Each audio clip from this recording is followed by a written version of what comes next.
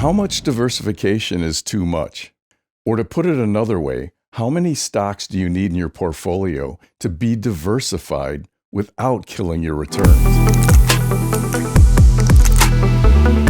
Well, that depends on if you're trying to diversify a basket of stocks or if you're trying to diversify and manage the risk of an entire portfolio to manage your risk tolerance. If you're interested in what you need to have in your portfolio to do a great job of diversifying without destroying returns, watch my two videos, The Ideal Portfolio Using Individual Equities and The Ideal Portfolio Using Just 2 ETFs or Mutual Funds. Links in the pinned comments below. But let's get back to the topic of this video. Here, we're going to focus on the number of stocks needed to diversify a pure equity portfolio. I'll show you an experiment I ran to determine the minimum number of stocks needed to get the best return with the lowest risk. But what is that minimum number of stocks that you need? Well, is it 10, 20, 30, 100, or even more stocks? The number might surprise you. At the time of this experiment, I created a pool of 1,472 stocks.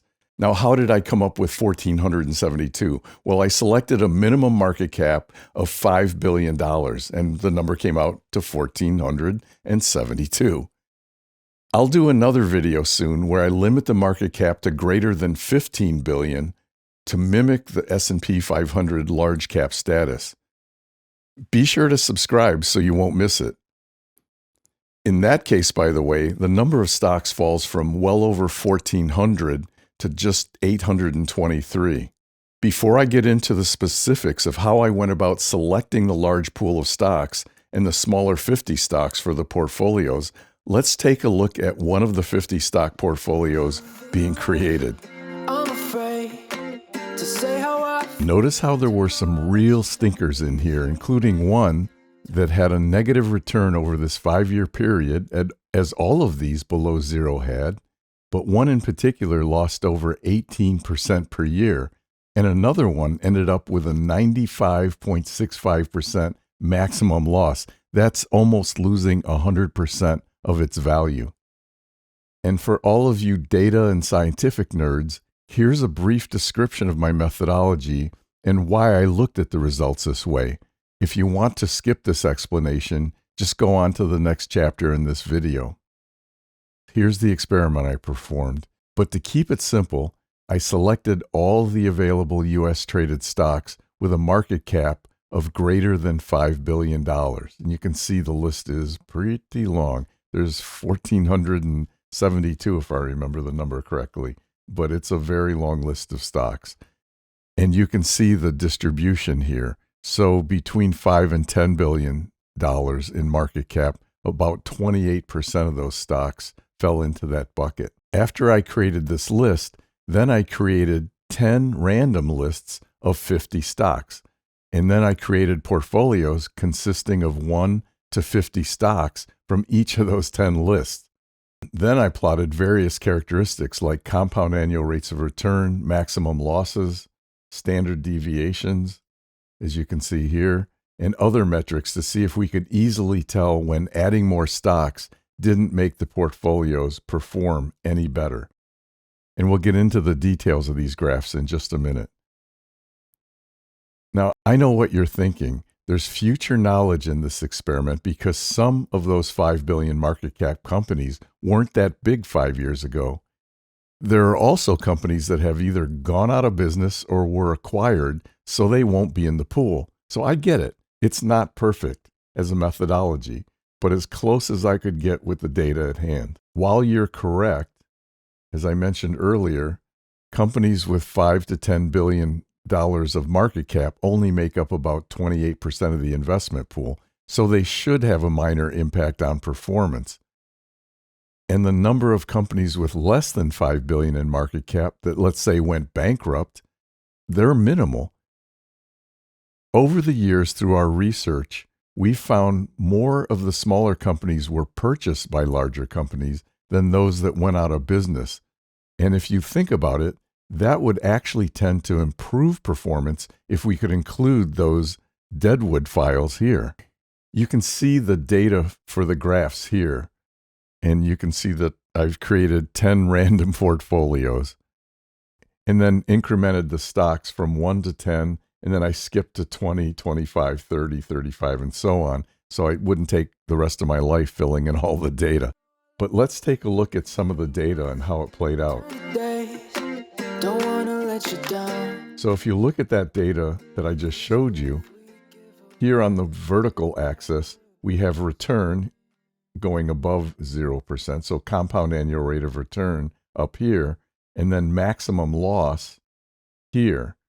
And in some cases, for the smaller number of stocks, 1 or 2, you can see we actually had negative compound annual rates of return for a couple of these. But after you get past about 2, they all stayed positive, and you can see that here.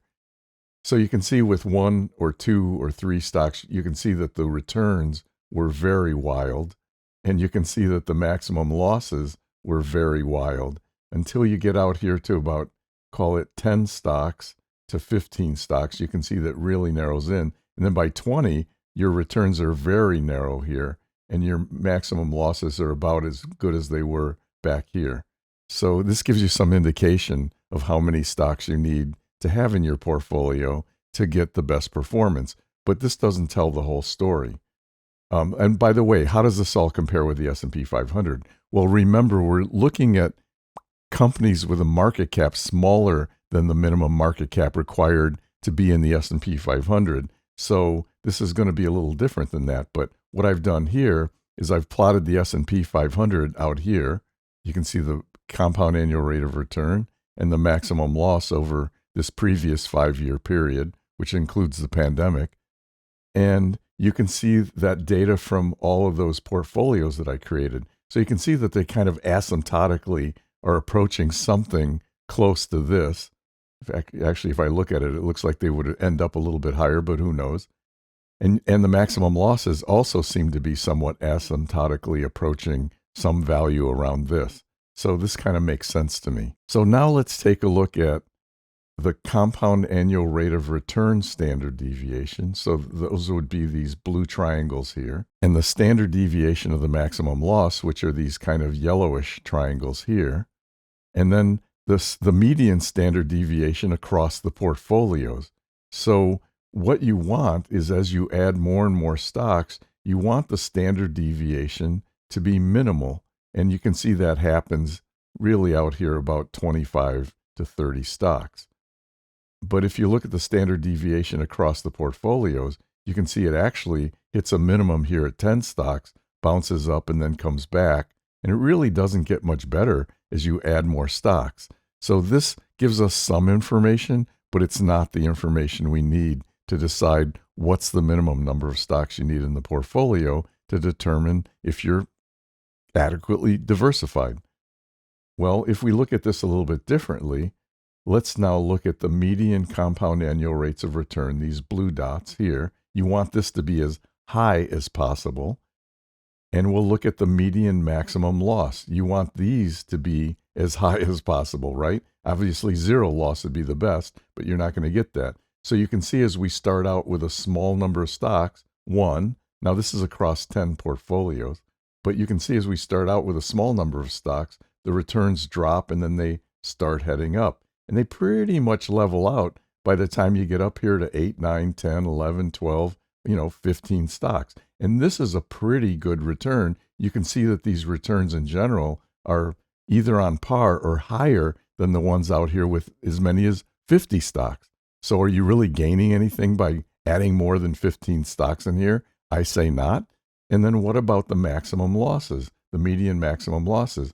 Well, if you look at the median maximum losses, those minimize right about here at 15 stocks. And do they get better as you add more and more stocks?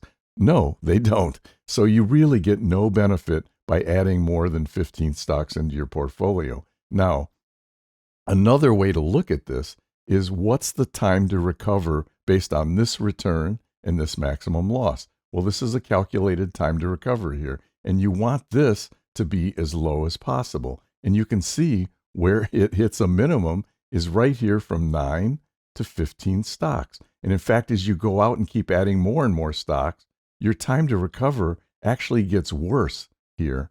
It takes longer here than it does back here. Why? Because your return's lower. Even though your maximum loss is about the same, you're giving up return by adding more and more stocks in.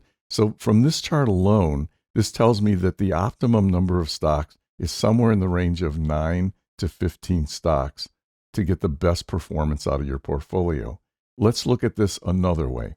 So I tend to view risk as maximum loss because that's what I feel when my portfolio's down. I don't feel standard deviation. I mean, you do, right? Because the returns vary and the losses vary and they bounce all over the place if you have a high standard deviation. But what you really feel pain about is the maximum loss. But let's look at the standard deviation to see if there's anything here that tells us where the optimum number of stocks is.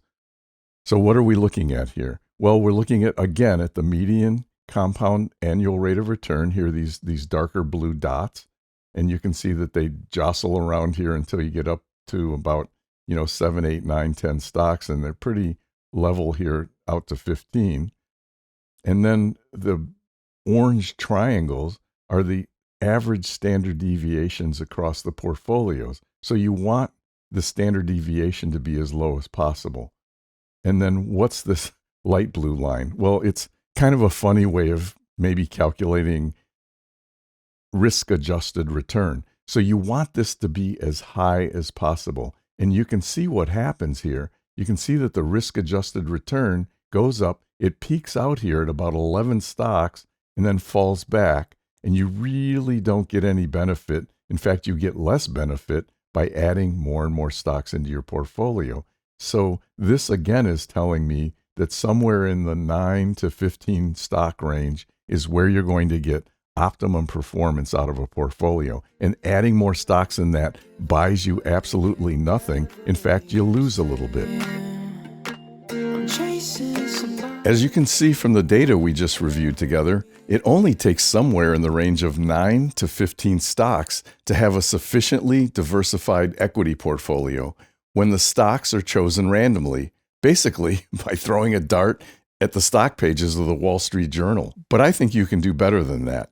With some thoughtful and thorough stock analysis and selection, you should be able to do better than these numbers with no more than 15 stocks when combined with a healthy 40% to 60% of your portfolio in U.S. government treasuries for safety. For more on that, see my video that I mentioned earlier titled The Ideal Portfolio Using Individual Equities. Again, link in the pinned comments below.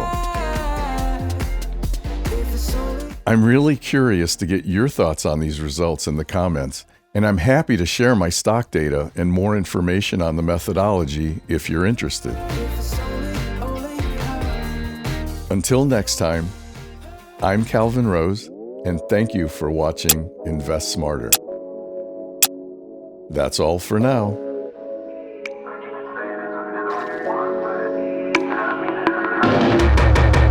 Stay up all night, gotta work now. Make up my mind and it turns around. Say that I'm fine till I burn out. Thinking this money sounded so nice. Ambush here in the strobe lights. Pay anything for the high price. This life feels like the sunny water. Wet my lips but the sun is running. Pour it out if I'm being honest. It's just not everything you promised. Running out, drying out, what did you say? What did you say when I told you? Maybe this wrist wasn't gold proof. Packing my bags like it's all true. Hard to make friends when I'm focused on all these bars that I'm holding. I like the cold but it's lonely, yeah. This life feels like the sunny water.